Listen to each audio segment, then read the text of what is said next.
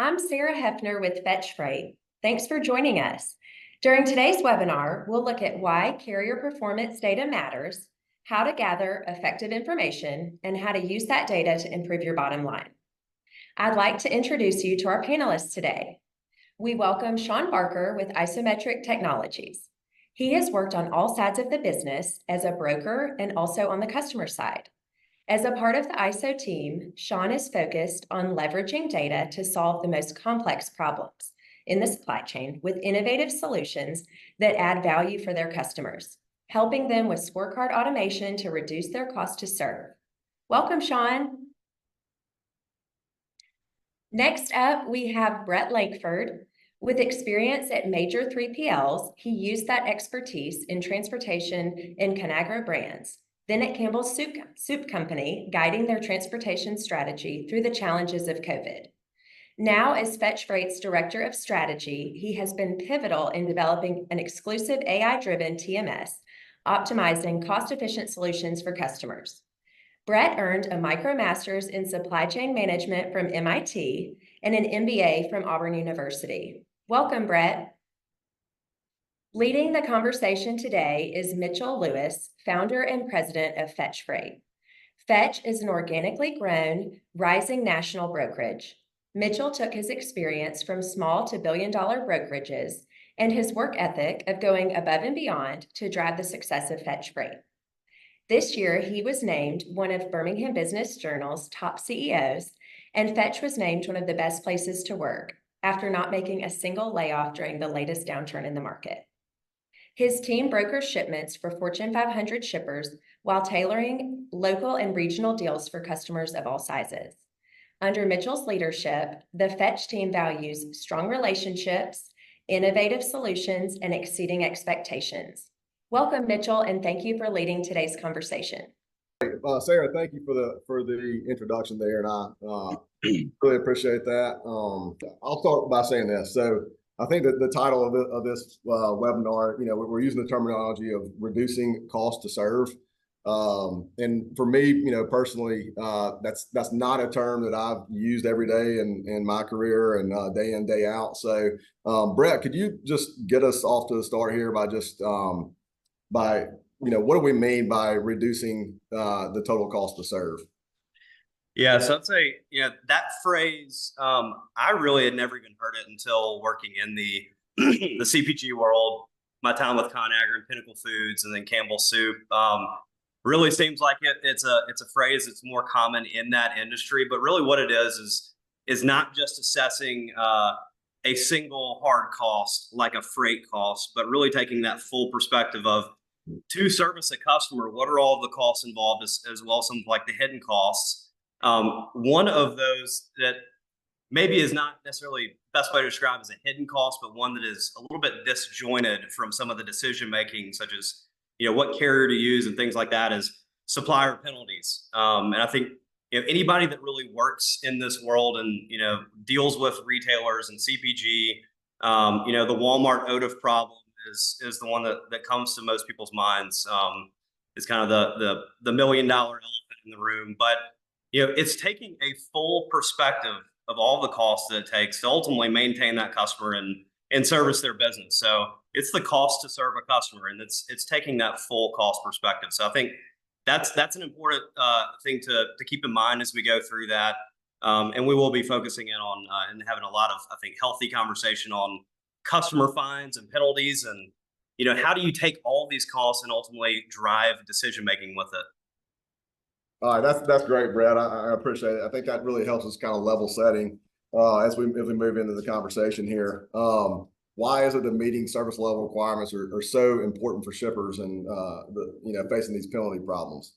Spoiler alert: we've got, I think, a few penalty overviews. This isn't supposed to be comprehensive of here's every potential retailer, and it is very retail focused. This is something that I think is spread pretty widely across, I think, the major players in the retail space. That food and beverage, CPG shippers certainly are all too familiar with these. But we wanted to at least depict just some of the wide variety of the way that these penalties come into play, and there are totally different flavors of penalty programs.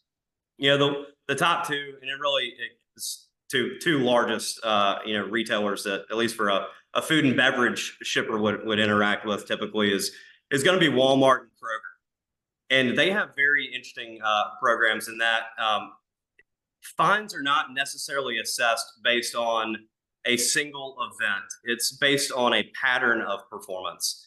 And it is ultimately based on cases. So not necessarily one shipment, one PO, but actually the sum of all of the parts and the total case counts that you ship there. And there is a penalty threshold where if you are 1 point below it or 1 point above it is the complete difference on do you even face a fine penalty that month. And for a lot of large shippers, the fines with these retailers could be to the tune of 100,000, multiple hundreds of thousands, $1 million, upward bounds for some of the really large CPG shippers. But it carries a lot of weight to it. It's 3% cost of goods sold. And ironically, both of these retailers do have very similar structure to their programs. That hasn't always been the case. And there's also constant change to this. But when you think about that, 3% cost of goods sold, if you do get penalized in that period, every shipment that is non-compliant, if you assume, is for super round numbers, $50,000 in cargo, that's a $1,500 penalty on that one shipment.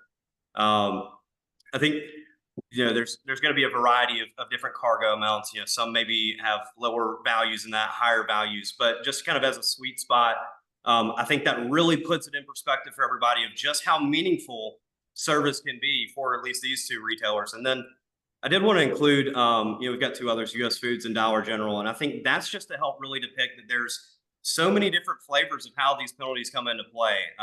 And a lot of these are ultimately serviced through deductions off of invoices. So net revenue penalties, it kind of hits the P&L in a lot of different ways. Maybe it doesn't even hit the transportation team or the warehousing team or even the logistics team side of the P&L. Could be hitting trade and other silos within the organization, other departments. But when you look at US Foods and Dollar General, just some examples, a flat late fee per PO per shipment, if you have to reschedule it, and a lot of times these can end up being double dinged, double dipped, multiple penalties depending on how many failures occurred on a shipment. But the point wasn't to necessarily read through every single one of these. I think everybody can kind of see the gist of it. But the point is that you do need to understand your customers, how they are finding, and be able to translate that back into the business decisions that you're making. So obviously having a very intimate understanding of how your customers will assess these penalties is absolutely paramount in order to ultimately solve the problem and come up with strategies to be able to mitigate it. But that's just kind of, I think, really super, super big picture. And for many of the attendees on the webinar, maybe you're not even familiar with this industry, what Walmart OTIF is, or even have customers that have fines. I hope that this is educational and just kind of gives a little bit of an idea of some of the things that other peers in the industry might be facing, particularly if they're in this industry, retail and food and CPG, food and beverage. That's great. Hey, Shawn, just give you a chance there if you had anything else to add. Yeah, really the only word that comes to mind when we talk about having these programs in place, it's all about driving accountability. If we don't, if I'm Walmart, Kroger, right, any of these organizations you can see here, if we don't get that product, in the door and out on the shelf to sell to consumers, then we're going to be in a bad spot. So these programs have been put in place to drive accountability with their partners. And the really interesting piece about driving accountability within transportation is a team sport. So it goes much wider, much wider in terms of maybe just the organization that's responsible for sending that product in to one of those retailers we were talking about. There's multiple other organizations that are also involved in making sure that the product is delivered on time and in full, right? So it really does go downhill as well. It's not just one organization, that vendor that could be going into any of these retailers. The accountability is really driven all the way from top down. That's great. That's great, guys. So, I think it's really helpful. And, the one thing I'll say about this slide, I think it really speaks for itself in regards to the penalties. But I think you guys have already alluded to it, especially Shawn just now. There's a lot more that goes into that cost bucket than just the penalties. And speaking especially as a from the brokerage perspective or of a carrier, I think we can sometimes make a mistake of only thinking about like a scorecard and how that relates to the fines. But there's a lot more that goes into the total cost. How a missed pickup can have a little bit of a domino effect, and probably has greater implications than just these penalties. So I think that kind of sets us up for our next slide here. Shawn, I'd love to let you start us off with this one, but what data does a shipper really need to help evaluate their transportation decisions? Yeah, so I just use that that terminology with it being a team sport. I think there's a couple different ways to look at this. When we look at this from more of a macro level, there's not just one organization that's responsible for getting product on time into Walmart, for example, right? I might be shipping product in that we manufacture, but then I'm going to be working with my co-packer, right? My transportation provider. So, and even beyond a transportation provider, right, all the way down to that driver level, there's multiple parties that are involved in making sure that everything is taken care of the way that the contract was set up in the beginning there. So when we really look at being able to solve for this from a bigger problem, it all really comes down to being able to collaborate across different organizations. And then when we go more to that micro level, right, what kind of tools, data are important in terms of being able to ensure that we're delivering on time to our customers? Really high level, it comes down to understanding that not everything is just about a rate, right? We might be looking at just paper rates. Hey, this is going to be a great option for us because we're going to be saving a good buck on this, but not necessarily taking into consideration what the historical service levels of the service provider are. And then from there, after we really get a good understanding in terms of what does service look like, now being able to make better decisions, right? In terms of the organization, say, this is going to be a better fit. Maybe we should be spending another $50, $100 working with this logistics service provider. But by investing that extra $50 or $100 up front, we're going to be, number one, saving ourselves, some dollars from a penalty standpoint, and ultimately saving our customer as well. So that's what we look at, when I'm thinking about this from, again, more of that higher level, but now within the organization itself, you can see right here, it comes down to understanding the data within, a transportation management system itself. And then right below, it's an ERP system. And what's really interesting is just the naturally siloed nature of technology within an organization. More often than not, it's really difficult to actually understand what the impacts are down to that order level as well. So when we really think about this, we think about shipments, we think about orders, right? We also think about like track and trace as well. This has been a hot button item, I don't know, the last 8-9 years or so now, in terms of being able to provide that real-time visibility. Because again, we want to make sure that we're getting everything, into the facility when we say that we're going to be, getting it in there.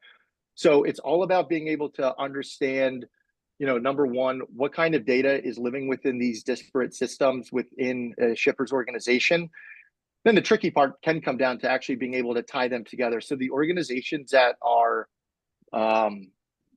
again, really going a lot further than just looking at rates, they're being able to actually tie all of these different data sources within their organization together within one, singular view, hence, making better decisions. Like, I was just saying, it does not all come down to rates. This is a service-based industry when we're talking about transportation.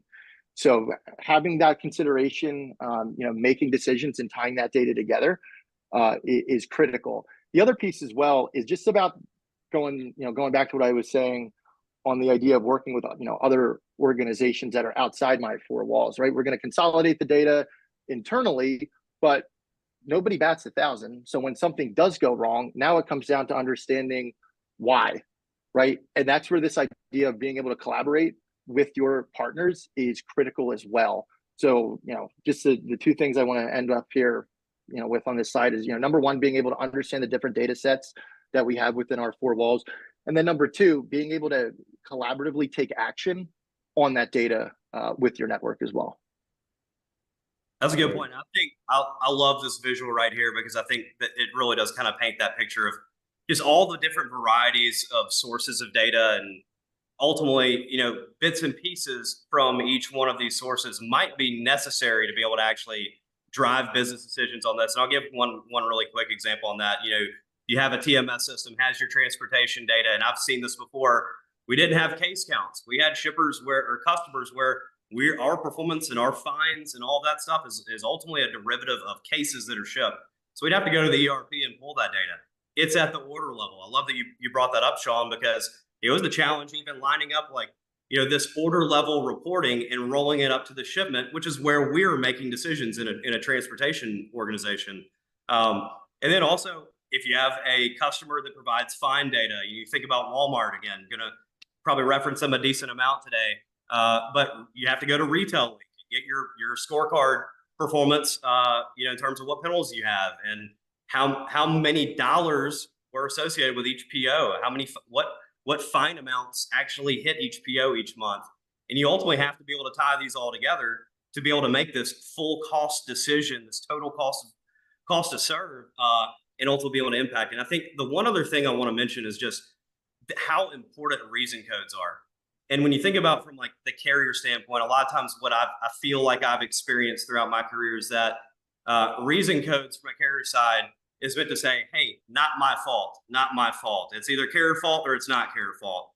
But really where that's important is that if you have a reason code and you need to be able to establish who is and what was the actual driver for the fault, what is the fault party on a shipment, and then ultimately, if you have a fault party, actions are supposed to drive into that. So, if you have a certain percentage that is due to loading delays, there's a dollar amount associated with that.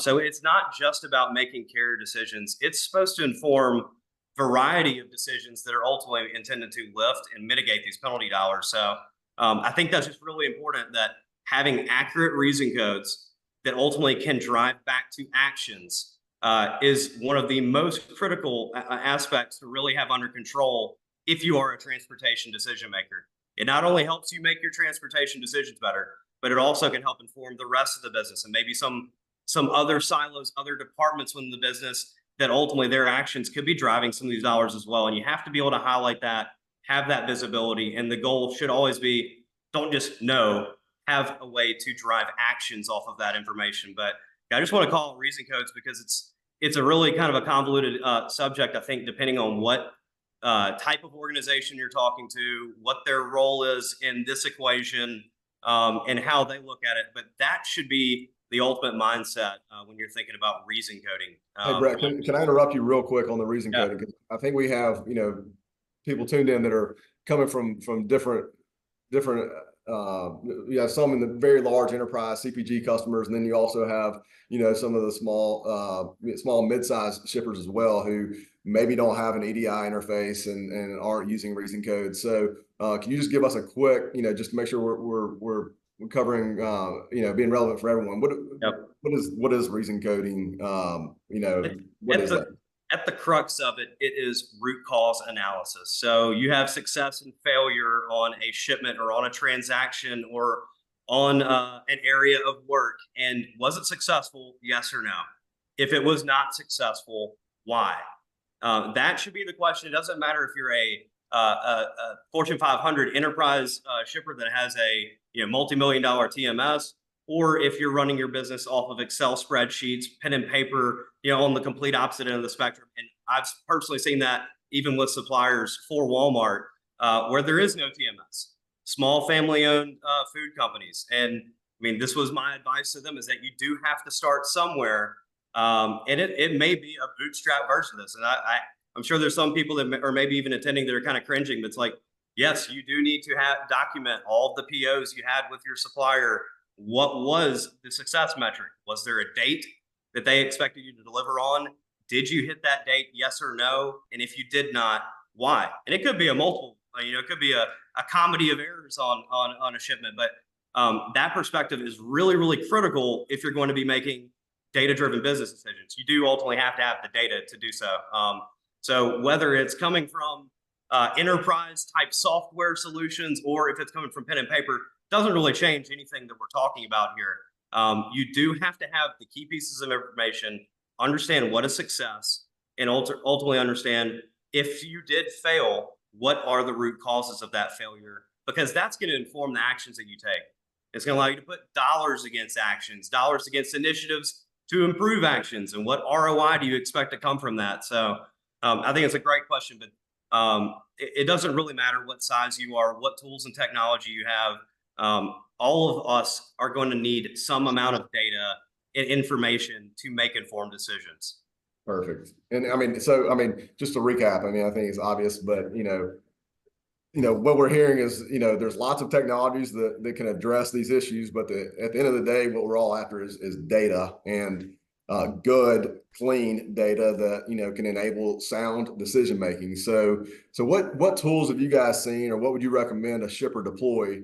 I think that answer probably starts with, if you're like me, it depends, right? It depends on the size of your network. It depends on how many, customers you're delivering to, and a lot of different factors. But what all tools and tech are out there, and what's the range of options?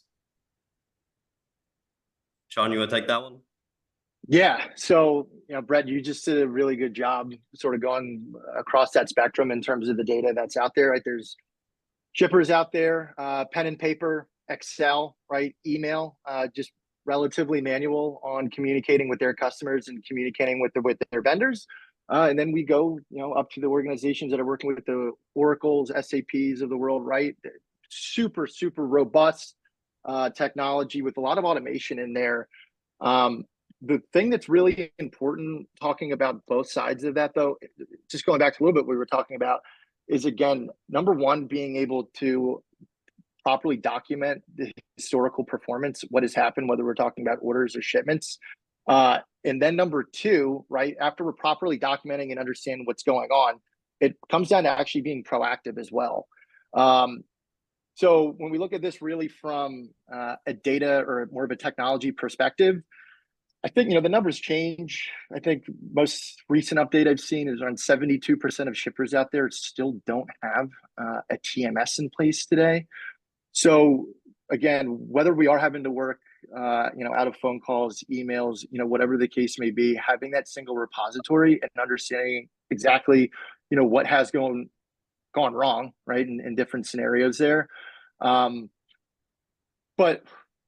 again, if I do have a TMS in place, and I do have my ERP in place, and I have my WMS, and I have my track and trace solution, right? There's a lot of different data out there. What we see is a lot of enterprise organizations out there right now that are extremely focused on consolidating all of that disparate data internally to one single source of truth around transportation performance data. So what that does is it enables an organization, a shipper, right, to really go from more of a reactive model, working with their customers, working with their carriers, to being proactive, right? We're not going to be working with this organization based on what's happened historically. So it really comes down to being able to properly document what has happened. And then number two, right, is not just us internalizing the data within our four walls, but working with our stakeholders outside of our four walls as well. And it comes down to properly reconciling what has happened. So like Brett was, that dove in really deep in terms of reason codes. I might have a reason code sitting in my TMS, right? And I might have, driver responsibility. That's not actually what happened down at the facility level as well, right? So when we think about being able to actually, reconcile the data across the disparate organizations, it comes down really to, okay, let's see exactly what happened. Now let's all work together with one single source of truth to actually fully understand what has happened. And then from there, once that data has been reconciled across the different organizations, that data is now clean, right? Going back to that proactive approach there, we fully understand who was the responsible party from the jump, as opposed to the old way where, hey, I'm going to just assign the penalty to so-and-so. That's not necessarily exactly what happened. So after that reconciliation, is taken care of, again, it just goes back to better decision making after that data has been scrubbed between you, your customers, and your vendors. Shawn, I think you even I think you started to get at something that I thought was kind of interesting. You started mentioning just a number of systems, and I think the last slide too kind of depicts this. But the modern technology portfolio, and I'm thinking about the really, really large shippers with a lot of dollars invested in technology. You mentioned WMS, ERP, TMS. One thing that ends up kind of coming with all of these different technology additions that companies add in is just the fragmentation. And even being able to piece all this information, one tool or even another layer of technology I've even seen, from my time on the shipper side is, and I've seen that this seemed to be a trend just in the industry at the time, is just these large infrastructures that then get put in place to tie it all together. Supply chain control tower, visibility hub, seeing all kinds of different names and terms put against it, but ultimately a tool to collect all of your tools and bring them into one single repository. And that's kind of the gist of this, is that there's data and information that's so scattered about that there's even additional technologies that then get implemented to tie all the technology together and enable you to use it. And like enterprise analytics platforms, things like that. And when you think about it, it's like there's other tools too that come into play. Visibility providers, the GPS tracking solutions that are out there. A lot of those things come in, but then even think about the tactical tools that you then deploy. Carrier scorecards, that's a tool. And how do you use it and what's included in it? And just things of that nature. But really, all the way from the smallest shipper with, hey, you need to start with at least an Excel document, start collecting this information on your own so that you can start making these informed decisions, all the way to the other end of the spectrum where, multi-million-dollar technology portfolios and the variety of tools in your tool belt. Just because you have all of these tools doesn't mean that you necessarily are effectively implementing them. And sometimes I feel like you can almost get inundated with, there's so many tools. The users, the individuals that are supposed to take these actions are having to play ball in a lot of different systems. And then, kind of getting back to what I mentioned earlier, these enterprise data lakes and, one source of truth, supply chain control towers, then kind of try to fill that gap. So, you have one system you're working in, everything that you need is here. Now go drive actions with it. But, it doesn't matter how big or how small you are. What tools, what technologies are important for you can totally vary based on who you are, what you do, and what capabilities you really do need to be technology assisted. That is also separate from what you do with them, the actions that you take, the initiatives that then come into play. And I think that's probably really the meat of this. And I think probably what a lot of our listeners today are really interested in is like, okay, so what? If I've got all these things, now what? How do I solve the problem with these? That's great. Yeah, I think that really teases us up well for just our next slide.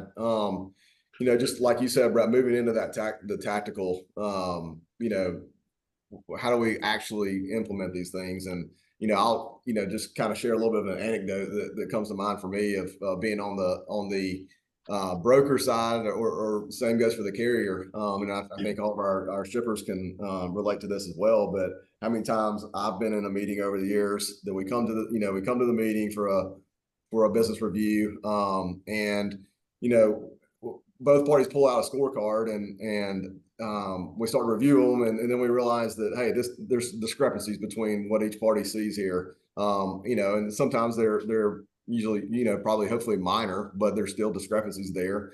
And, you kind of spend those first couple minutes, talking through the scorecard, and both parties are kind of seeing what the other side's point is. And then, at the end of the day, both parties agree, like, hey, the service isn't bad. It's not, the scorecards don't necessarily match. Let's have another meeting and kind of get on the same page. You set another meeting for 2 weeks out or a week out, and then, whatever fire happens to be pops up and everybody addresses that. You realize the scorecard problem's not that big of a, or doesn't seem as that big of a deal. And you kick that can down the road, until lo and behold, another big problem seems to pop up. So, I guess that just reinforces that good data is key. Shawn, what are your thoughts on again, those tactical, practical ways that we can drive down that total cost to serve? Yeah. So beyond just having, the good data within our four walls, something that we see is, again, going from that more of a reactive conversation. Hey, we'll do our quarterly business review, right? We'll talk about what performance looked like, Q2, Q1, right? Is changing this up and leveraging technology to have much more dynamic conversations. So we're not going back and doing all that he said, she said, I have this data, etc. Having the ongoing conversations with your network is just improving customer relationships right off of the bat when we're talking about going into these big box retailers, and also improving vendor relationships as well. So I think the really, really important piece of this is leveraging this data from a continuous perspective, ongoing dynamic conversations. And I don't even know if conversations is really the right word. Facilitating the collaboration through technology when we're talking about the scorecarding piece itself, because the scorecarding is, that the top of the funnel when we think about having the correct data. And then from there, the different applications of it. After we figured out what's going on and scrub the data, and having those ongoing conversations, it's helping organizations improve their carrier management, going down and dovetailing directly down into more efficient procurement as well. Going back, I'll say it again. Rates are only half the picture. They really are only half the picture. So, after everything has been reconciled, continuously ongoing, it does improve procurement, and it does overall reduce your cost to serve by having these ongoing conversations with clean data across your entire network. And then the last piece there is just leveraging this really from a tactical perspective as well. I think, the scrubbing the scorecards, I think is really interesting, because I feel like more often than not, and even, organizations I've been a part of that built scorecards, I feel like it was very, very common that even those who own those scorecards felt that there was a lot still to be desired. Hey, we've got a scorecard. I know it's not perfect. There's a lot of things like that you maybe have something in place, but is it effective? Is it something that really does enable you to actually drive change with it? And then also just that scrubbing component. You do ultimately have to align on what happened. That root cause analysis. It's like, okay, I hear you. You sent in the wrong reason code, and says it's carrier fault, but you're saying that's not. It was because you got a first available appointment.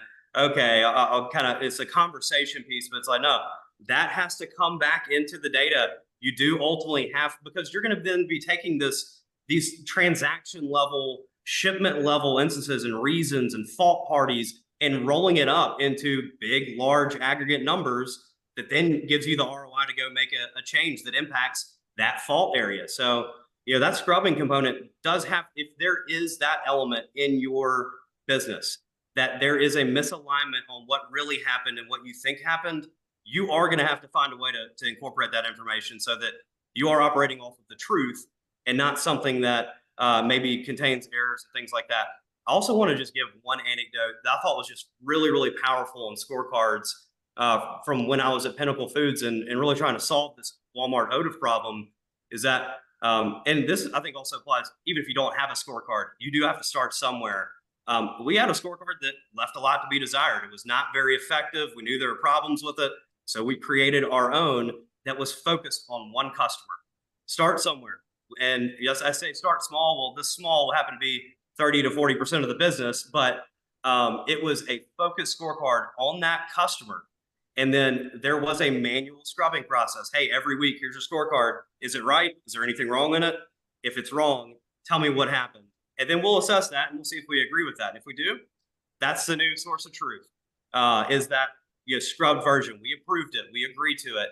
And the one thing that I thought was really, really powerful in our scorecard was not, here's your shipments and was it on time? Yes or no? Here's the percentage value.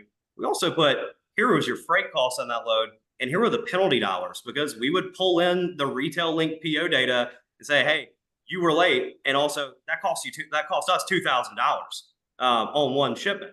And you roll it up and say, hey, your freight spend is X and your total penalties is Y. And I think you could even see when we had some of our first meetings and introduced this to some of the carriers, like their eyeballs were popping out of their heads. And I think they're thinking in the back of their minds, like, okay, service really does matter, because that penalty dollar is getting really, really close to the freight spend dollar. or is big enough to at least say, okay, that's 20% of the total cost of even doing business with us. So I think that really enabled some really powerful conversations, and ultimately it helped translate these impacts of service to the carriers. Is 80% good? Is 70% good? 90? I think 90. I think 85% is good.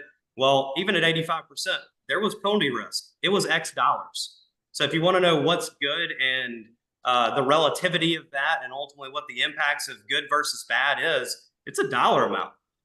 And we put that on the scorecard, and it really drove a lot of, I thought, very fruitful, very healthy conversations from that. So scorecard's obviously very, very important. And think outside the box. Think about what problem you're trying to solve, and ensure that your scorecard really does facilitate that.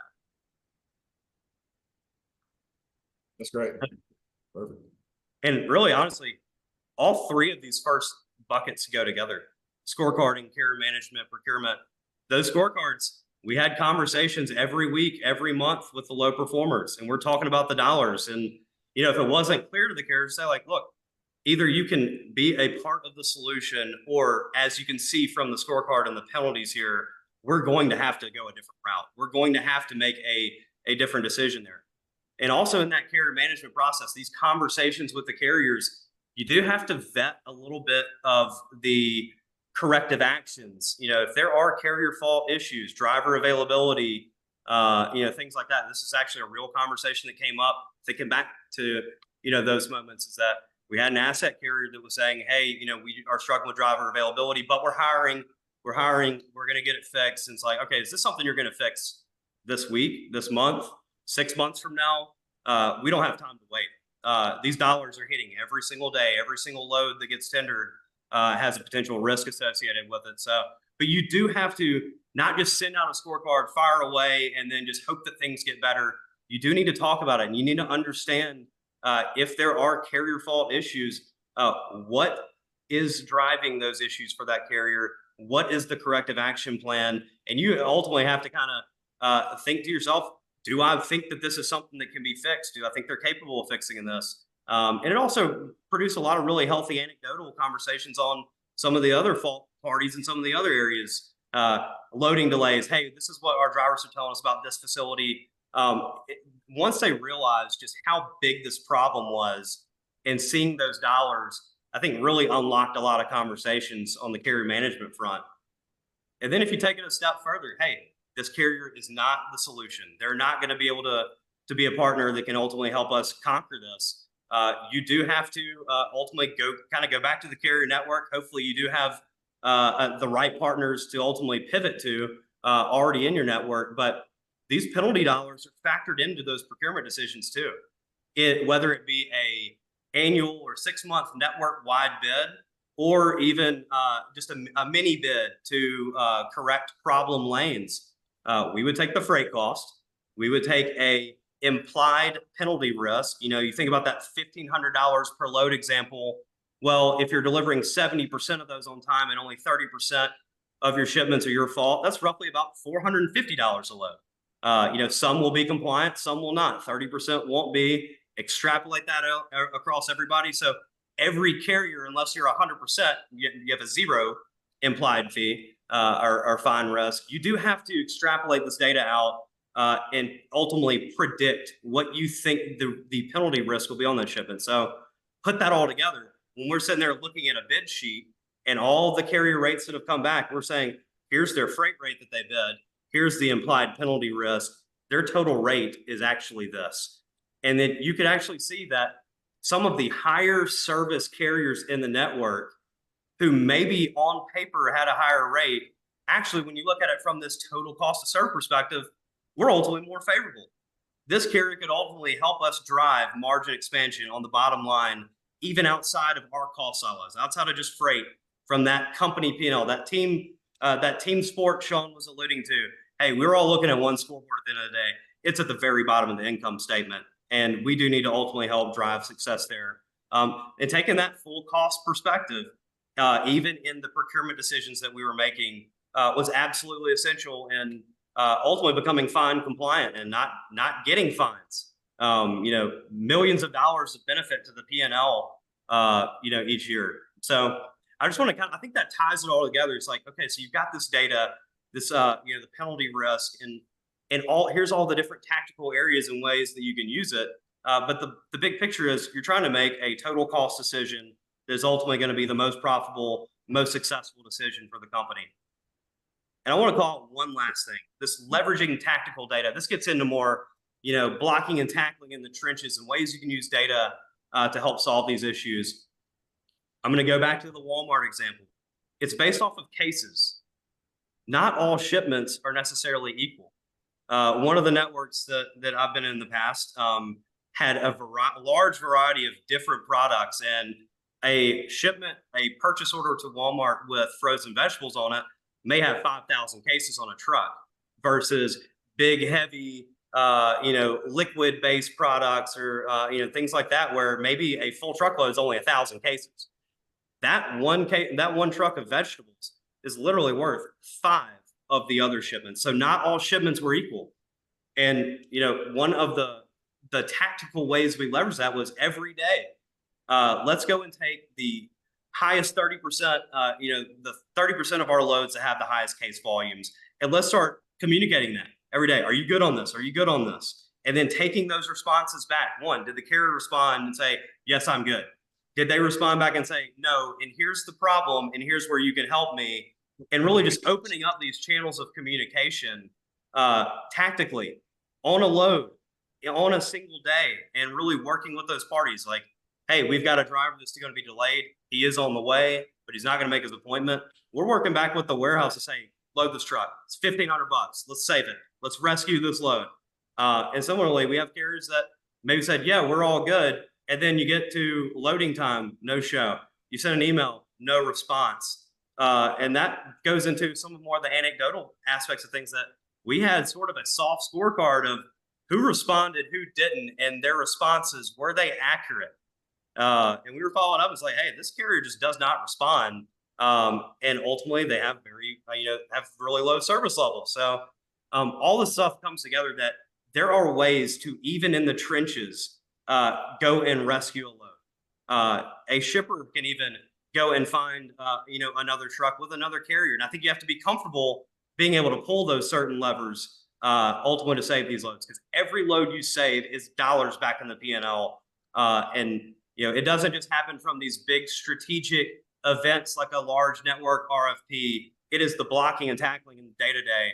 And if you are not good at both the strategy and the tactical level, it's going to be really difficult to be successful on this front, especially when you think about just the sheer number of dollars that are involved. It's not just a set it and forget it. It's a constant culture of solving this problem, and it's every second of every day. That's what it takes. Yeah, that's yeah. perfect. And the one thing that I just wanted Go to chime in on one point. I really liked what Brett was saying right there when you're talking about using the data in the scorecarding conversations with your carriers when you're on the shipper side. It sounds to me like saying, hey, this isn't just impacting our organization. This is impacting our customer and our customer's customer as well.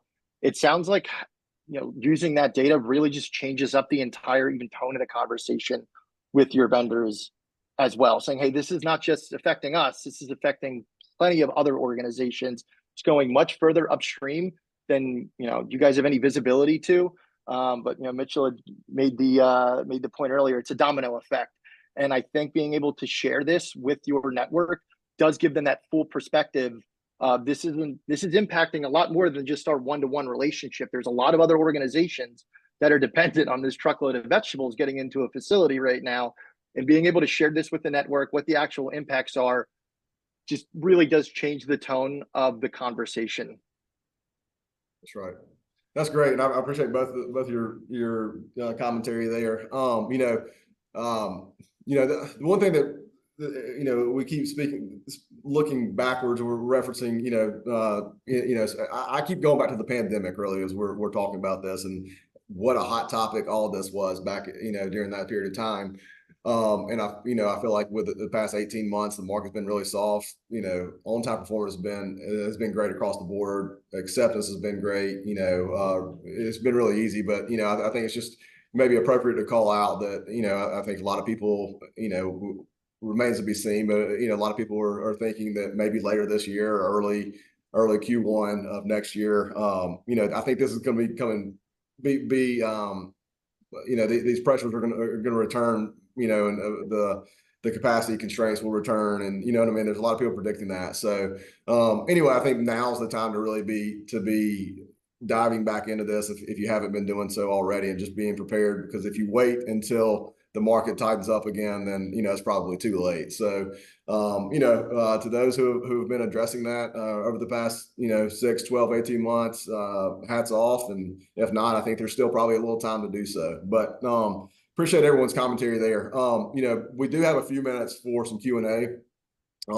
Looks like someone here or a couple of folks have been able to find the Q&A function here, but please submit if you have anything else. We're going to try to give this another 5 or 10 minutes just to wrap up with a few questions. So the first one, and we may have already covered this, I think, in some ways, but I'd love Brett, Shawn, either one of you guys, if you have any additional commentary on this. But question is, what are the most important aspects to being able to build a successful cost to serve model? Is that data from a customer system / viewpoint, such as one network or retail link, or good carrier data? Anything else to add on what we've already discussed to help answer that question?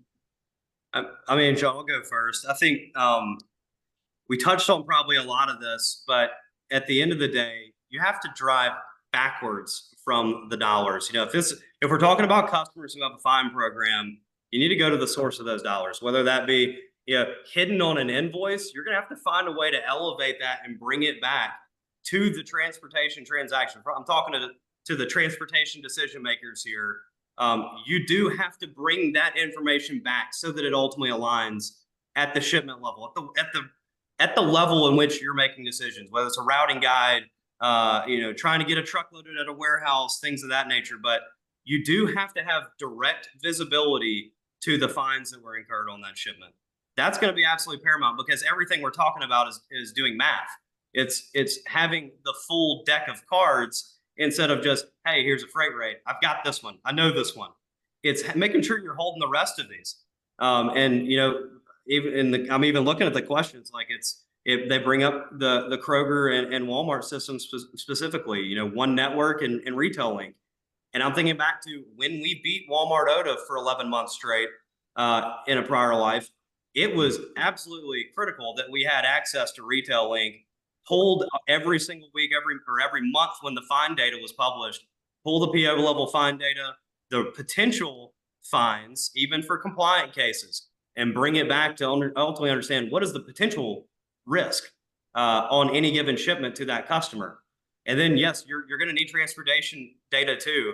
And ultimately, by bringing both of those two parts together, at least for solving customer penalties, you do ultimately have to have access to all that data at the same level and at the same level at which you're making these decisions. So I think it's a great question, but it's absolutely critical that you have visibility of these costs. That's great. Perfect. Shawn, anything else? I know we've covered this a lot. That question was submitted early on, but anything else to add there? Yeah, I mean, just consistent with the theme that we've been talking about, it really goes from working off of anecdotes to working off of data. And I'm a big sports fan, so we'll bring it to, baseball scouting. It's nothing like it was back in the day. Some of the teams out in the league right now, they have some of the lowest payrolls, but some of the best output from the players that they're getting, up in the big leagues. And they're doing this by, leveraging data.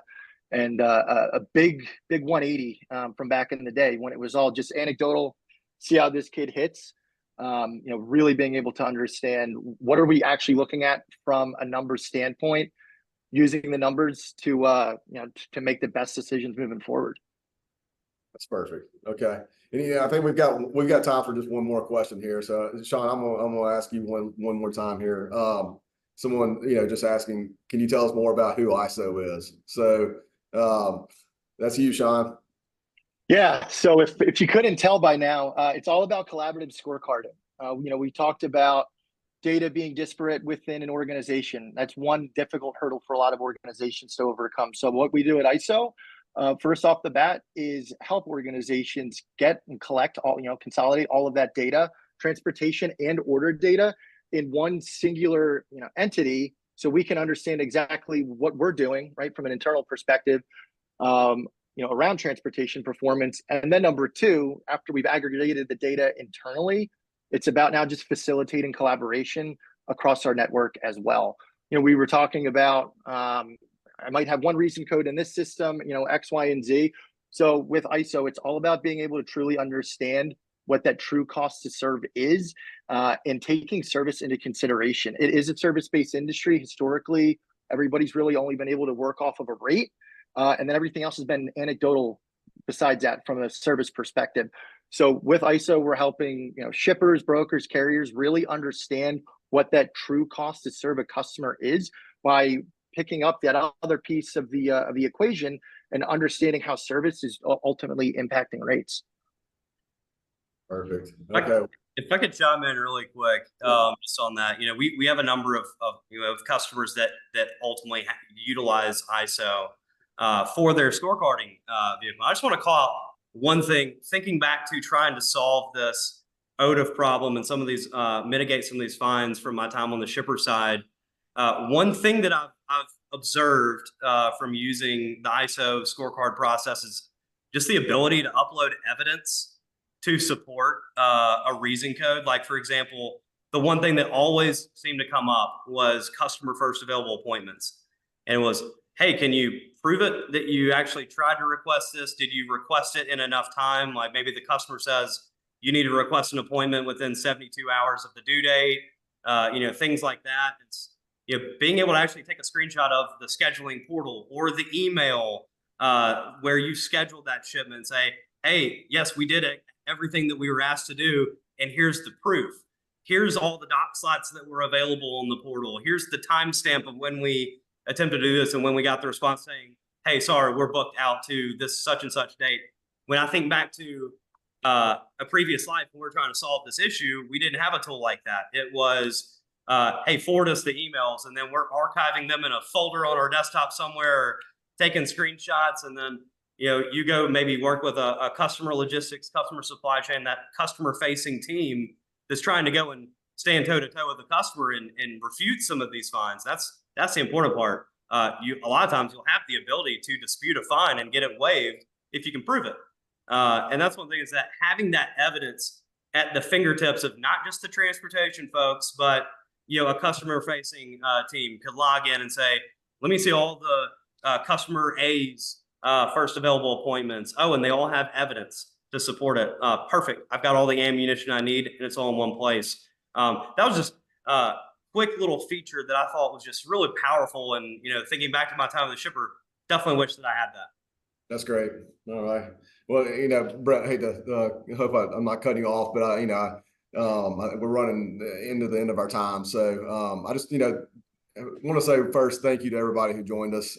Thanks for working through or being patient with us there in the beginning. But hopefully this was beneficial for all those who attended. And but I want to, you may have, as you walk away, you may have additional questions or just want us to elaborate more on some of these points that we've covered today. So if you do, please don't hesitate to reach out.